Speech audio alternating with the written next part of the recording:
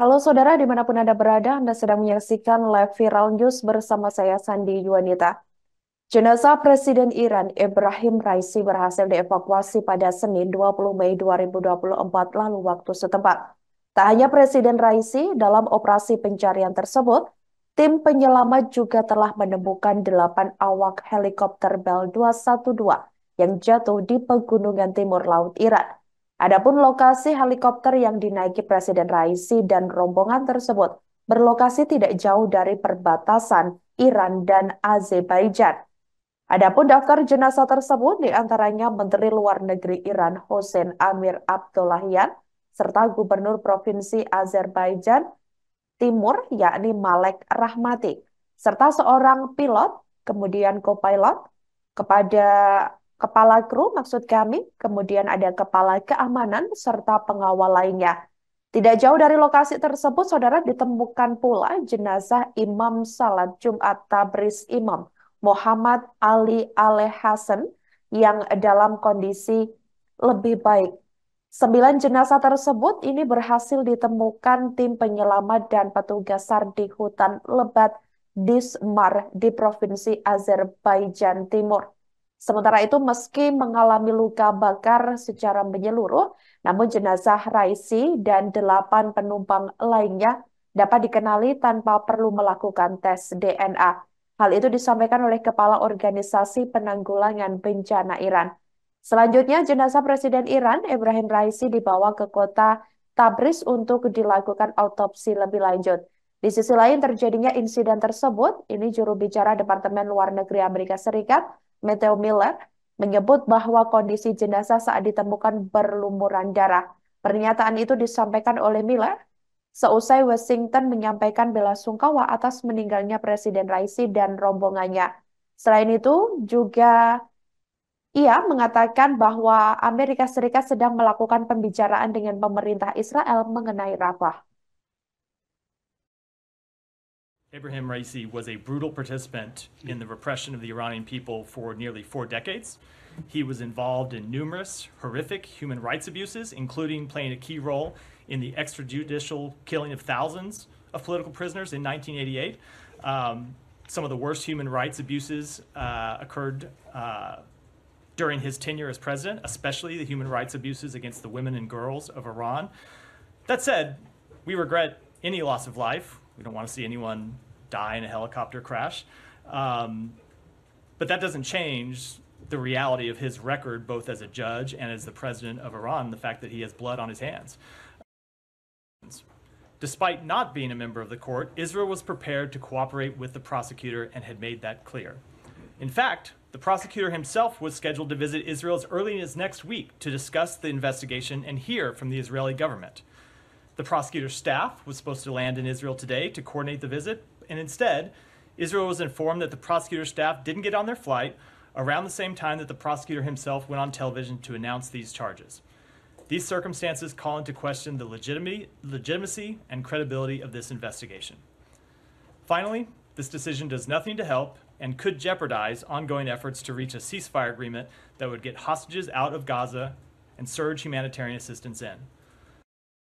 And answer this in 2 ways. One, when it comes to the ICC, we have a jurisdictional issue, and then we have an issue with how this investigation was conducted. But to answer your underlying question about making that sort of determination, it is a question that we are looking at here. We have ongoing processes to look at Israel's use of U.S.-provided weapons, and those processes are ongoing. We have not yet reached final determinations.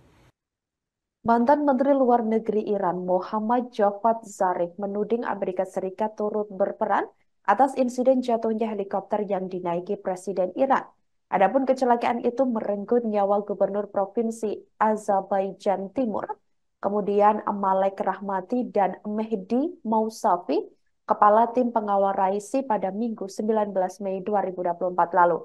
Dalam wawancara telepon dengan sebuah televisi pemerintah Iran pada Senin 20 Mei 2024 lalu, ia mengatakan terkait hal tersebut. Zarif juga menuduh Amerika Serikat berkontribusi terhadap tragedi tersebut karena memberikan sanksi atas penjualan peralatan penerbangan ke Iran.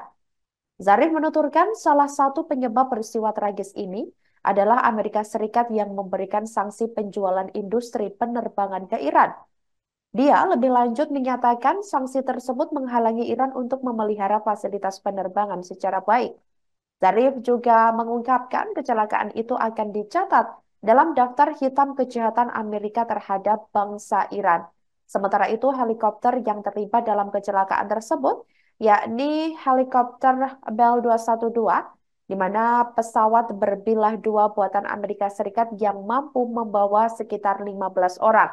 Helikopter yang berusia sekitar 10 tahun itu sulit dirawat karena sanksi Amerika Serikat sehingga menyulitkan Iran untuk mendapatkan suku cadang atau pesawat baru. Sejak tahun 1979, ketika Iran menyegel kedutaan Amerika Serikat di Teheran, Amerika Serikat ini telah memberlakukan berbagai pembatasan ekonomi terhadap negara tersebut. Sanksi-sanksi ini telah diperluas selama bertahun-tahun, khususnya menargetkan dugaan program nuklir Iran.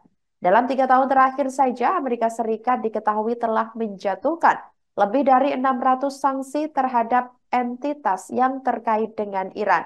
Sanksi ini menargetkan sumber daya keuangan dan ekonomi, bisnis dan industri baru, pengeluaran militer untuk penelitian ilmiah, dan badan antariksa Iran. Washington Institute, sebuah lembaga pemikir AS, ini mencatat bahwa maskapai penerbangan Iran ini dilarang membeli pesawat yang mengandung lebih dari 10% suku cadang AS. Maskapai penerbangan Iran ini mengoperasikan beberapa pesawat tertua di dunia. Bloomberg memperkirakan usia rata-rata armada di atas 25 tahun.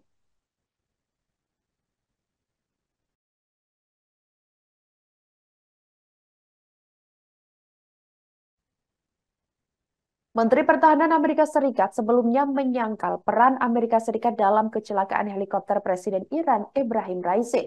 Ia mengatakan Amerika Serikat tidak ambil bagian dalam kecelakaan tersebut. Austin menunjukkan bahwa pasukan Amerika Serikat belum mengubah postur mereka setelah jatuhnya musuh lamanya. Menteri Pertahanan AS itu berkomentar mengenai operasi Israel di Rafah. Ia bahkan juga mengatakan bahwa AS tentunya ingin melihat hal-hal dilakukan secara berbeda. Sebelumnya diketahui, kecelakaan helikopter yang ditumpangi Presiden Raisi dan pejabat Iran terjadi di wilayah pegunungan di timur laut Iran, yang dimana tidak jauh dari perbatasan Iran dan Azerbaijan.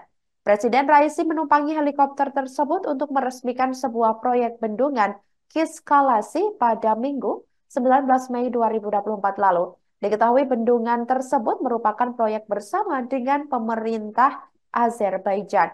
Namun ketika heli yang ditumpangi rombongan Raisi hendak kembali ke ibu kota, helikopter tersebut mendadak hilang kontak. Dilaporkan kondisi helikopter terbakar habis tanpa sisa. Bahkan kecelakaan heli yang ditumpangi Presiden Raisi ini kemungkinan besar disebabkan oleh cuaca yang buruk yang memicu awan dan kabut tebal. We continue to monitor the situation, but we don't have any insights into the cause of the accident at this point. And certainly, I know the Iranians are investigating or will investigate, and so we'll see what the outcome is once their investigation is complete. In terms of our force posture, I don't have any announcements to make, and the United States had no part to play in that crash, and that's a fact, plain and simple. And Israel?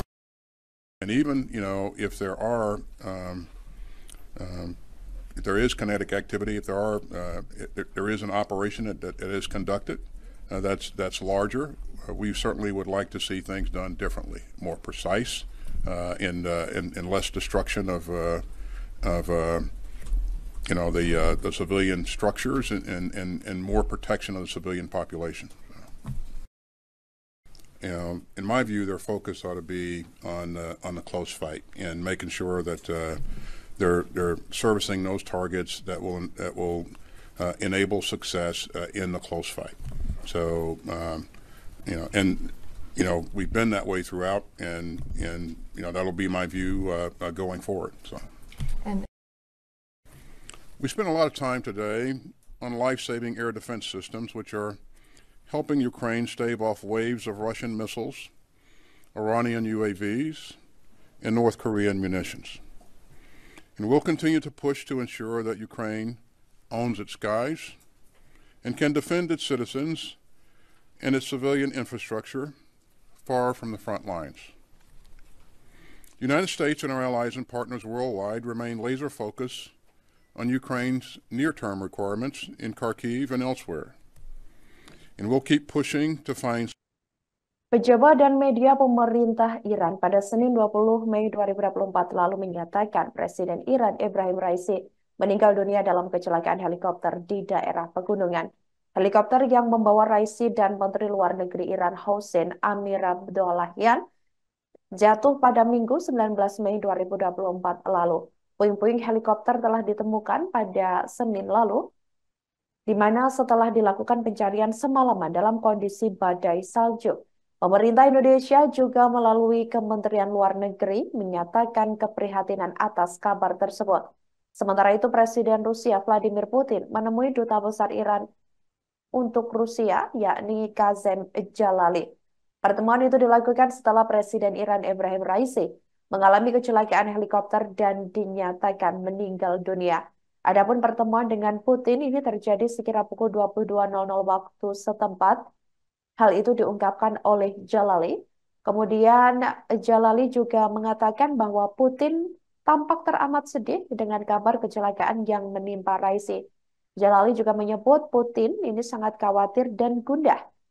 Sebagai informasi saudara, pemakaman Presiden Iran Ebrahim Raisi dan delegasinya ini akan berlangsung pada Selasa 21 Mei 2024 waktu setempat di kota Tabriz.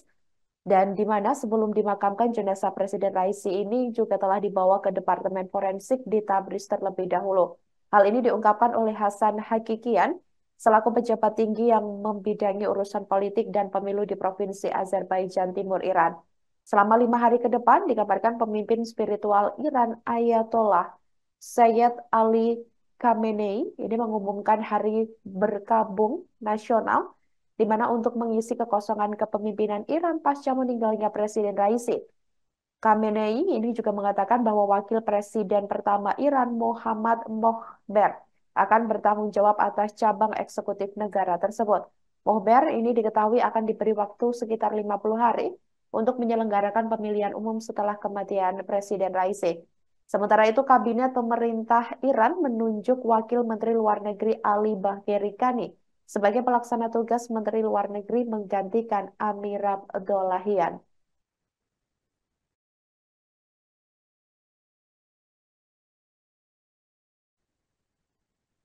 Demikianlah Viral News kali ini, saudara. Jangan lupa download aplikasi Tribun X untuk informasi lebih lengkap di www.tribunx.com. Tetap bersama kami dan selamat menyaksikan program selanjutnya. Terima kasih dan sampai jumpa. Download Tribun X sekarang. Menghadirkan lokal menjadi Indonesia.